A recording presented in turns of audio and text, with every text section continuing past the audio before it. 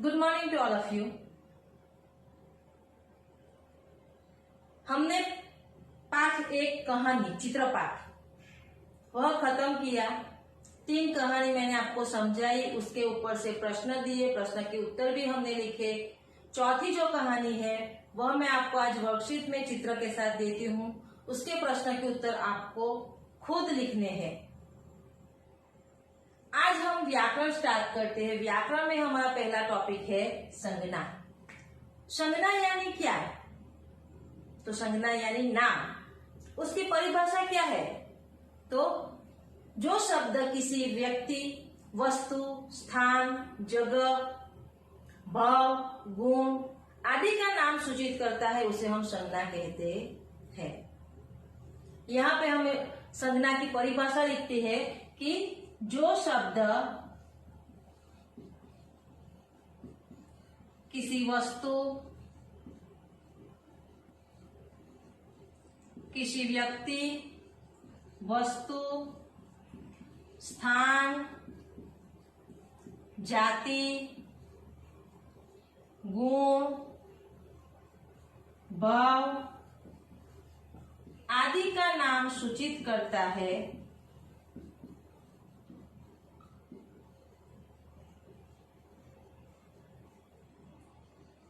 उसे हम संज्ञा कहते हैं।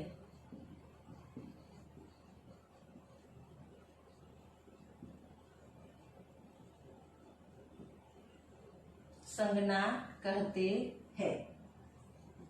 देखो यहाँ पे मैं एक उदाहरण लेती हूं कि गंगा पवित्र नदी है।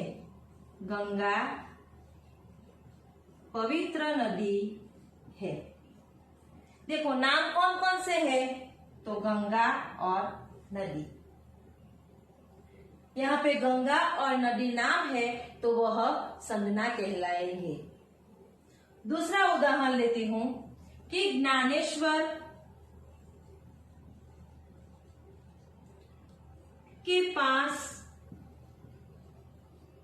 पुस्तक है।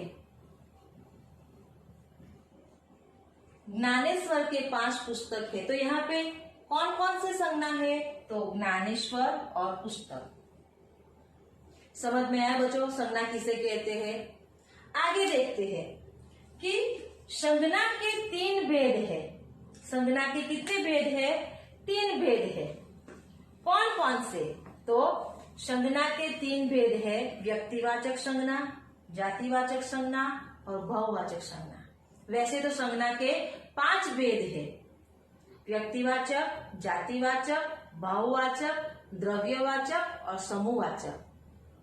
लेकिन हमें 6ठी कक्षा में सिर्फ 3 संज्ञा पढ़नी है। कौन कौन सी? तो वह व्यक्तिवाचक, जातिवाचक और भाववाचक। तो आज हम देखते हैं व्यक्तिवाचक संज्ञा के बारे में। जातिवाचक संज्ञा और भाववाचक संज्ञा हम नेक्स्ट पीरियड में देखेंगे। कितने भेद है? 3। व्यक्तिवाचक, जातिवाचक और भाववाचक। तो आज हम देखते हैं व्यक्तिवाचक संज्ञा। व्यक्तिवाचक संज्ञा किसे कहते हैं?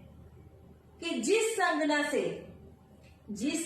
से किसी विशेष व्यक्ति, प्राणी, वस्तु या स्थान का नाम सूचित किया जाता है उसे हम व्यक्तिवाचक संज्ञा कहते हैं। जिस संज्ञा से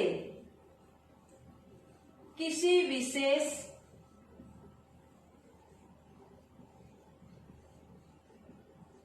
व्यक्ति, प्राणी, स्थान, वस्तु आदि का नाम सूचित किया जाता है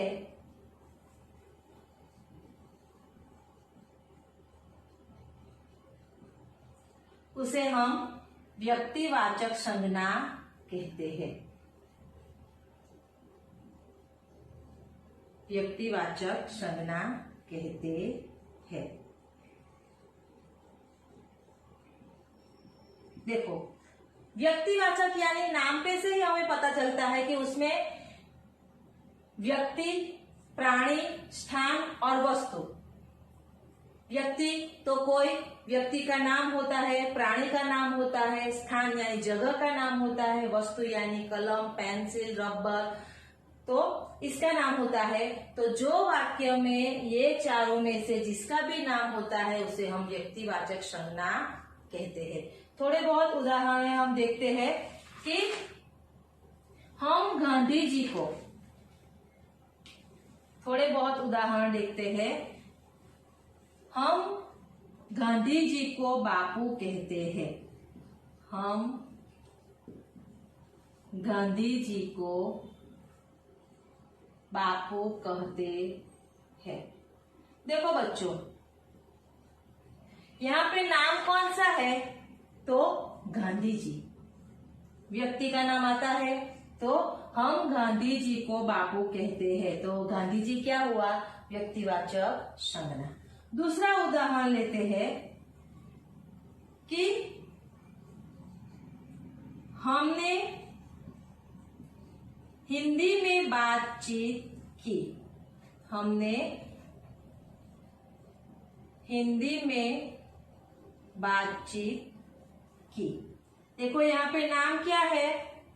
हिंदी। किसमें आता है? वस्तु में। तो हमने हिंदी में बातचीत की। तो हिंदी क्या है? व्यक्तिवाचक संज्ञा। तो बच्चों, आज हमने यहाँ पे व्यक्तिवाचक संज्ञा ही सिर्फ सीखी है। जातिवाचक संज्ञा और भाववाचक संज्ञा जो है वो हम नेक्स्ट वीडियो में सीखेंगे। तो हमने यहाँ तक आज पढ़ा है, तो आप लोगों को नोटबुक में भी संज्ञा की बड़ी परिभाषा, उसके ऊपर से जो उदाहरण है वह, और व्यक्तिवाचक उनके 3 भेद, और 3 भेद में पहला भेद हमने सीखा व्यक्तिवाचक संज्ञा। तो व्यक्तिवाचक संज्ञा और उसके उदाहरण आपको आपके नोटबुक में लिखने हैं।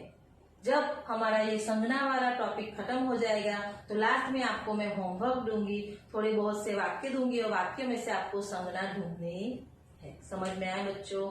तो चलो, thank you, stay home, stay safe.